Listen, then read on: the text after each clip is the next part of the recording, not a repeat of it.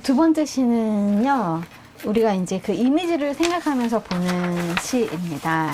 그래서 오늘은 또 어떤 이미지가 생각나시는지 같이 한번 보도록 하겠습니다.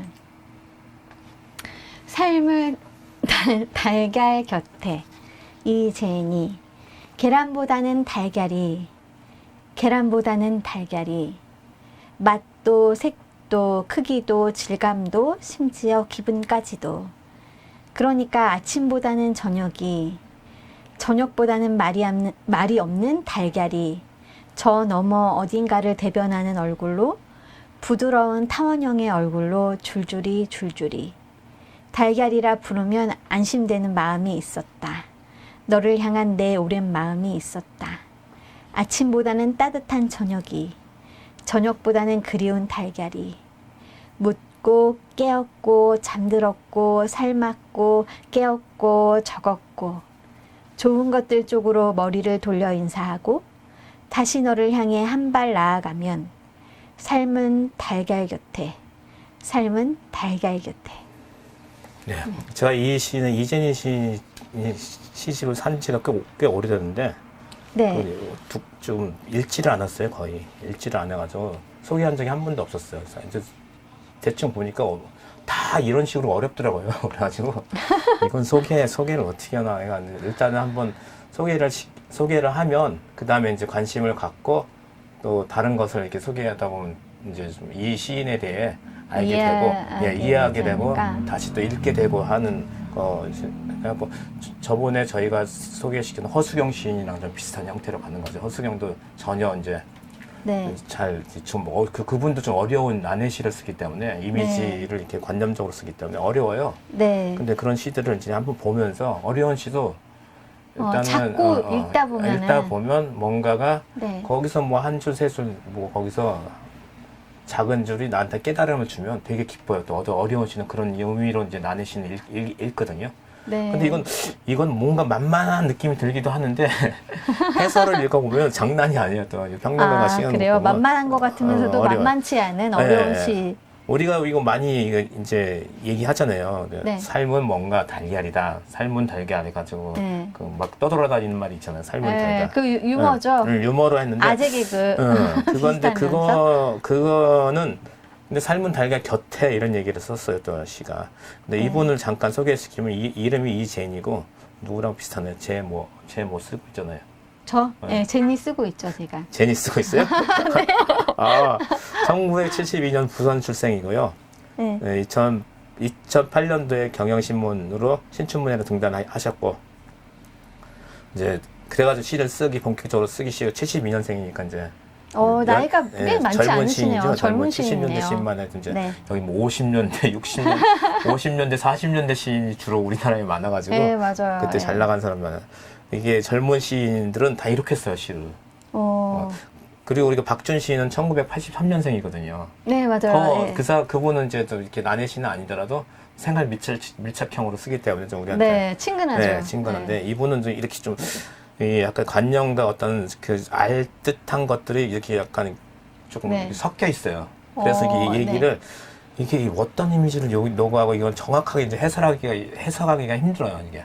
그런 것 사실은. 같아요. 네. 근데 여기서 이제 해설을 읽어보면 뭐가 이제 주안점이 있냐면 포인트가 뭐냐면 계란과 달걀이란 말이에요. 계란과 달걀. 우리 혼용해서 쓰잖아요. 네. 계란, 달걀. 네. 막 쓸 때 우리 머릿속에서 이제 계란, 달걀을 제가 많이 구입하러 많이 가요. 계란 떨어지면 사러 가는데 주로 저는 계란이란 말을 써요. 저는 주로. 예. 네, 계란이란 말. 계란 삶아 그러지 달걀 삶아 이렇게 안 하거든요. 네. 근데 이분이 선호하는 말은 계란보다 달걀이에요. 네. 근데 사람마다 다 틀려요. 네. 근데 권장사항은 계란은 한문이고 달걀은 우리말이에요. 근데 달걀을 써라 이렇게 하는데 어떤 걸 주로 썼어요? 계란, 달걀을 주로 전 쓸 때? 달걀 많이 쓰는 것 같아요. 달걀. 네. 달걀. 그러니까 이 단어에 대한 어떤 그 선호하는 게 무엇인가 그것을 네. 얘기하고 있는 건데 이 사람이 달걀이 좋다고 이렇게 얘기하는 거잖아요. 네. 다른 한편에서는 난 계란이 좋아. 근데 나이 드신 분들은 계란이라는 게 훨씬 익숙해요. 닭게자에다 란란자 알란이구나 닭에서 나온 아, 알 예, 예. 계란인데 달걀은 그냥 달걀이에요 그냥. 어. 근데 우리가 두 가지의 이름을 저장해가지고 쓰고 있다는 거예요. 그래가지고 우리가 뭐 계란 얘기하면 우린 달걀로 연상한 사람은 또 똑같은 계란으로 요렇게 연상을 하고 있어요. 그러니까 저 계란 달걀 다 혼용해서 쓰고 있는데 틀리지 않게 사고를 하고 있어요. 그 이름만 달걀에 이름이 두 개 붙은 것 뿐이지 네. 우리가 떠오르는 어떤 이미지는 똑같아요. 달걀과 계란.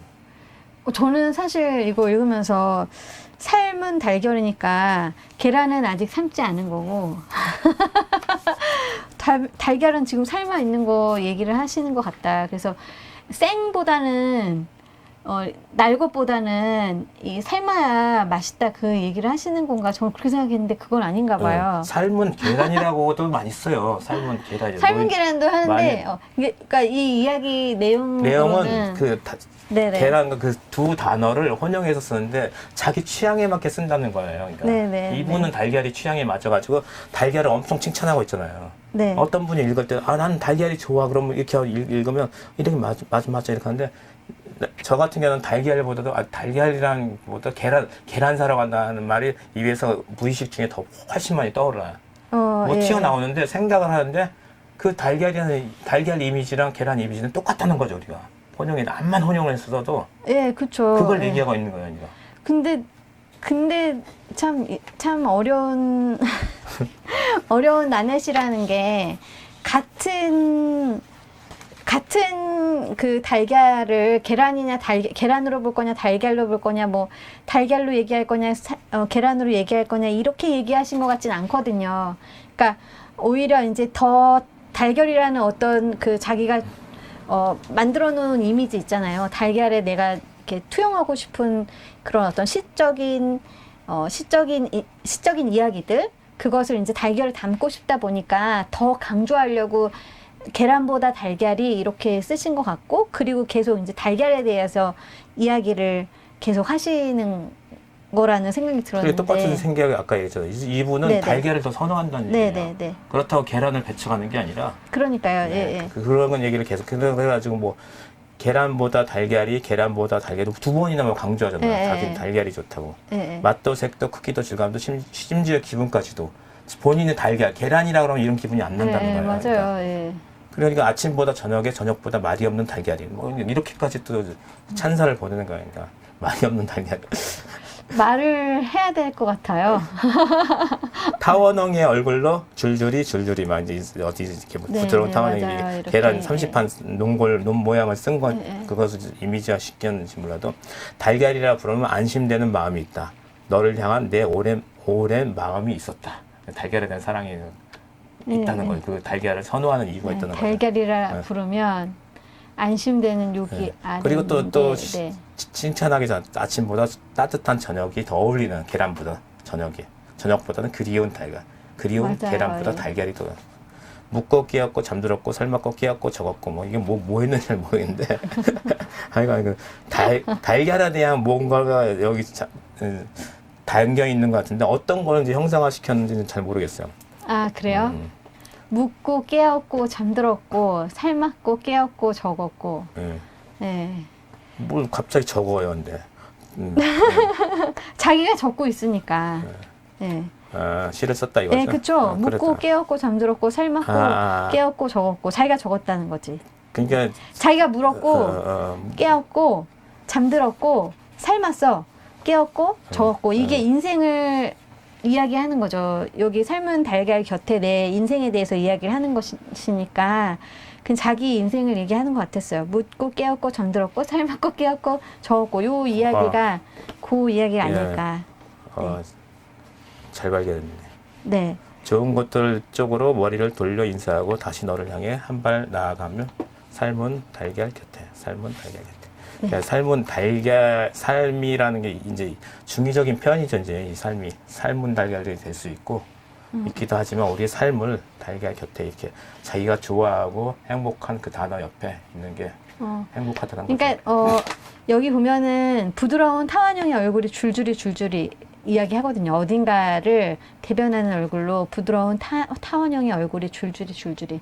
그러니까 이 달걀이라는 거를 사실은 내가 사랑하는 모든 사람들 있잖아요. 줄줄이 내가 아는 사람들을 이야기하는 것 같고 내 삶이 달걀 곁에니까 그런 사람들 곁에 항상 있다. 그리고 나는 그 달걀 옆에 있는 것과 더불어서 그와 더불어 묵고 깨었고 잠들었고 삶았고 깨었고 적었고 나는 이렇게 살고 있다. 삶은 달걀 곁에 그러니까 아침보다는 저녁이 좋고 저녁보다는 말이 없는 달걀이 그러니까 이분은 왠지 옆에 있는 누군가가 자기한테 말하는 걸 싫어하나 봐. 말이 없어야 돼. 어쨌든 그런 얘기들을 하고 계신 것이 아닌가 그런 생각이 드는 시였던 것 같습니다. 네, 선생님께서 그 계란보다는 달걀이 같이 읽어주시고 그 다음 세 번째 시로 넘어가도록 하겠습니다. 세 번째 이미지네요. 네. 삶은 달걀 곁에 이재니 계란보다는 달걀이 맛도 색도 크기도 질감도 심지어 기분까지도 그러니까 아침보다는 저녁보다는 말이 없는 달걀이 저 너머 어딘가를 대변하는 얼굴로 부드러운 타원형의 얼굴로 줄줄이 달걀이라 부르면 안심되는 마음이 있었다. 너를 향한 내 오랜 마음이 있었다. 아침보다는 따뜻한 저녁보다는 그리운 달걀이 묵고 깨었고 잠들었고 삶았고 깨었고 적었고 좋은 것들 쪽으로 머리를 돌려 인사하고 다시 너를 향해 한 발 나아가면 삶은 달걀 곁에 한번 더 읽으니까 더 많은 것이 생각이 나네요. 예. 발음이 어렵네. 네. 그래서 제가 아까 어려움을 느껴졌죠. 제가 처음에 읽을 때 삶은 달걀 곁에 이게 삶은까지 됐는데 갑자기 달걀 같이 붙으면은 간장공장 공장장이 된다니까. 맞아. 삶은 리듬감이 막 살아난 것 같아요. 그러니까 삶은 달걀 곁에. 삶은 달걀 계속 리듬감도 살아있는 것 같고 기분까지도 좋아지는 시가 아닌가 이렇게 봐요. 달걀에서 하나 생각하고 저걸 또 삶아가지고 딱 먹었을 때 기분이 더 좋아져요. 그래서 이 달걀 이미지를 가지고 오셨습니다. 네, 저걸 하나 깨서 먹고 싶네요. 네, 저 달걀 엄청 좋아하거든요. 그리고 생각해보니까 좀 계란이란 말도 많이 쓰는 것 같아요. 예, 달걀이란 이름을 더 좋아해요, 저는. 근데 계란이란 이름도 계란 깨먹자, 뭐 이렇게 까먹자, 이런 말을 많이 했던 것 같고, 구워 먹자, 이런 얘기도 많이 했던 것 같습니다. 네, 달걀에 대한 추억 많이 생각하시면서, 네, 저 달걀에 내 마음을 투영해서, 톡톡 쳐가지고. 네, 보시면은 좋을 것 같습니다. 네. 저희가 이제 세 번째 시로 넘어갈